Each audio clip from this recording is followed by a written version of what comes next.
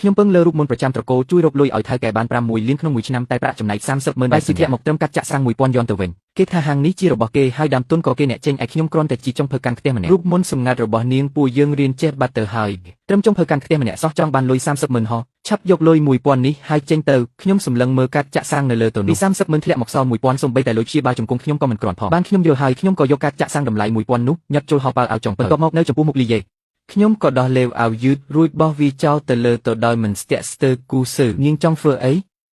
ចង់ធ្វើចរិតកូនក្មេងមែនទេបើនាងហ៊ានដើរចេញមិនធ្វើការប្រាក់ខែនេះនាងកុំសង្ឃឹមថាយកបាន1សេនឲ្យសោះខ្ញុំមិនខ្វល់ពីគេទេក៏រុញទ្វារកញ្ចក់សៀនវៃជូចេញទៅក្នុងចិត្តលេចឡើងនៅអារម្មណ៍ធូរស្រាលដែលមិនធ្លាប់មានហាងសៀនវៃជូពីហាងកញ្ចាស់កាលពី3ឆ្នាំមុនឈានមកដល់ភាពរុងរឿងនៅថ្ងៃនេះគឺឈាមនឹងប្រលឹងរបស់តែចេញពីផ្ទះដែលខ្ញុំឆាំដងមួយពួកគេស្មានថាគ្រាន់តែលួចរូបមន្តបានប៉ុន្មានសន្លឹកអាចធាក់ខ្ញុំចោលយកកន្លែងខ្ញុំតែពួកគេមិនដឹងទេថាបើគ្មានរូបមន្តនឹងធ្វើដៃពិតប្រាកដរបស់ខ្ញុំហូបដែលពួកគេធ្វើចេញមកគឺអាក្រក់មើលមិនយកទេខ្ញុំក៏ងាកទៅបណ្ដាក់ទុនជាមួយភោជនីយដ្ឋានមួយទៀតនៅទល់មុខផ្លូវទីនេះខុសពីហាងសៀនវៃជូដែលមានភ្ញៀវអ៊ូអ